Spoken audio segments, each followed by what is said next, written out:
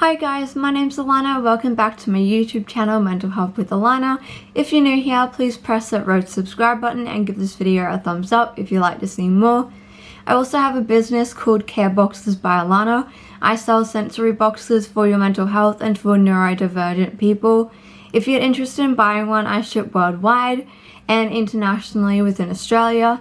I have my link tree down below, or you can go to www.careboxesbyalana.com or send me a DM through Instagram. Hi, this is me editing. I just wanted to make it, you're probably already noticed this, but during the video I had red lipstick on my teeth the entire time. This is because my camera, as soon as I put it down, the screen goes black and I can't actually look in the viewfinder. Second reason is because I had palsy as a child, which means that my lips are not symmetrical, and so when I wear dark lipsticks, it normally gets on my teeth because my lips are not really in the exact place that normal people's are. So please excuse that through the video. For today's video, I'm going to be talking about traveling with a chronic illness or a mental illness. Since it's coming up to Christmas time, a lot of us have planned holidays, and even in the new year, a lot of us are going away. Me and my two sisters and my sister's friend and mum are going to Brisbane to see a rapper called NF, and we're going in February, and we're super excited.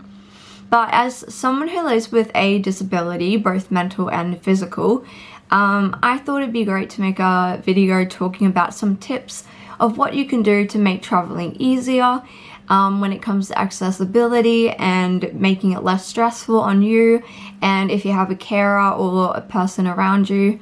So yeah, I've got some notes and I'm going to be looking at them today, but yeah, I hope that this video can help maybe if you're traveling, or keep it, you know, for future traveling. Number one, I would make sure you tell the airline in advance if you need to borrow a mobility aid, such as a wheelchair, and you need assistance getting to your airport gate or the check-in area.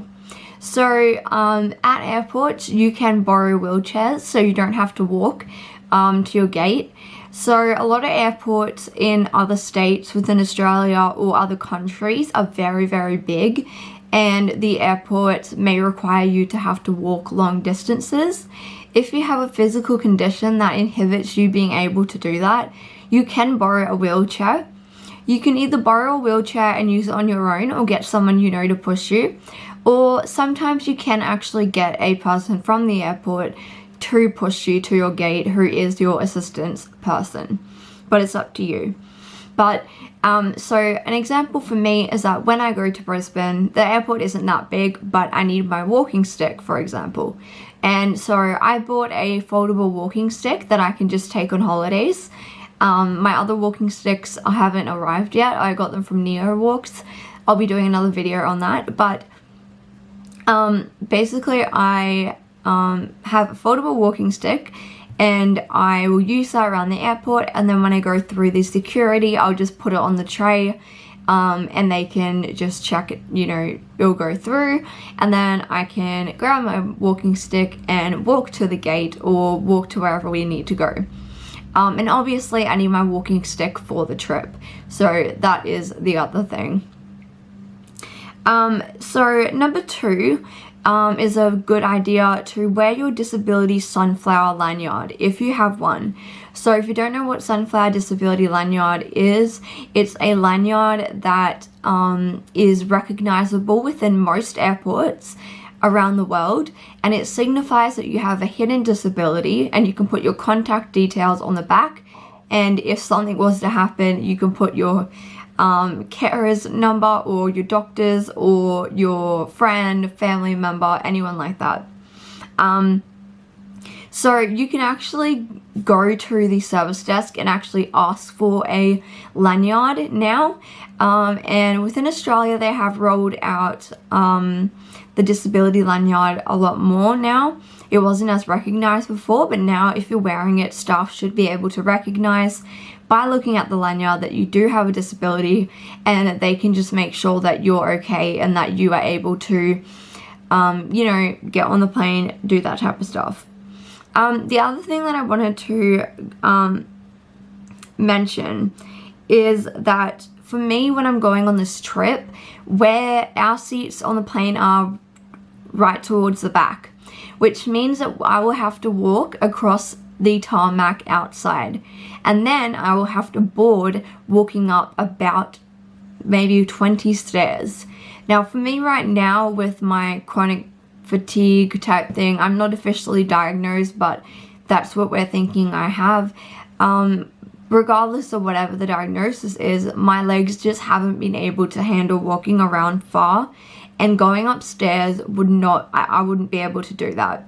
So what I'm going to do is I'm going to tell the flight attendant when I go to show them my ticket to get on the plane, and I'm going to ask, you know, I'll have a walking stick there in my lanyard, and I'll say, look, I'm not able to walk far, can I please board the plane from the front of the plane, because all you got to do is walk through this little bit of a tunnel, and then you can go directly on the plane, and there should be no problem with that.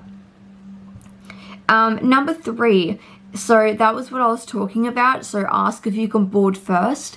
If you need extra assistance, like I said, to get on the plane, you know, once everyone starts getting on the plane, it is extremely hard, even for a normal person without a disability, to get to their seats and to put their stuff in the overhead locker, stuff like that. So I would definitely recommend that you talk to your airline beforehand, or even just on the day, like an hour before, and ask them if you're able to board first, and that shouldn't really be a problem. I have boarded first in the past when I flew on my own, and they were perfectly happy to allow me to do that. Number 4, make sure you have packed all necessary, can't say the word. Basically, make sure you've packed all medications, mobility aids, things you use like a hot water bottle, or any other things you use daily for pain. Basically, like, you know, make sure that you have a bag that's big enough to put your stuff in. You know, if you have asthma, if you have really bad pain and you need pain medication, if you need earplugs, if you need, you know, a hot water, ice pack or something that you can crush and then it goes cold, like whatever it is, as long as it's safe to go on the plane, make sure you have that in your bag so that you have the things there to make your plane flight a bit more comfortable, and so that you have the things that you need to fly, or whatever transportation you're taking. So number 5 is don't be afraid to ask staff for extra help. Most airlines are happy to help in any way to make your traveling experience easier. So like I was saying before, most airlines should be okay with giving you extra assistance. It can be hard and anxiety provoking to have to go and find someone to speak up, but I guarantee you it'll be a lot easier on yourself if you're able to get extra assistance. Number 6 is, if going with a carer, family member or friend, make sure they can assist you and advocate for your individual needs. So like I was saying, if you need to borrow a walker or a wheelchair or something like that from the airport, or you need a lanyard, or you need help finding your gate, or whatever the issue is, if you have somebody else with you, make sure that maybe they can advocate on your behalf if you're not able to do so. Number 7 is plan ahead. So once reaching your destination, you may need to take a rest or a nap. Take medication, have a break, as traveling with illnesses of any kind can be stressful and exhausting. Plan out what you want to wear and do each day according to your functionality and abilities.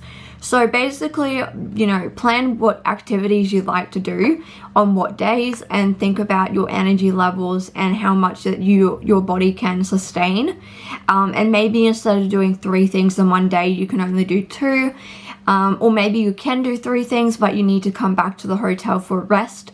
Or you need to only do 1 thing that day, you know. So figure it out with the people you're with before you go on holiday, to try to make a bit of a plan and a schedule just around your illnesses, and to see how much you can actually fit in, because you don't want to overexert yourself. Number 8 is don't feel like a burden on others. Let them know how you're feeling and what they can do to help. So make sure you let other people know if you're not feeling great, if you're out and you're starting to feel really weak, faint, or you know your legs aren't holding up, or you know you need to sit down, or you need to go back to the hotel to have a nap. Make sure you tell the person you're with. It's better to speak up than to be dragging your body around, your poor body around, and trying to cope. You know.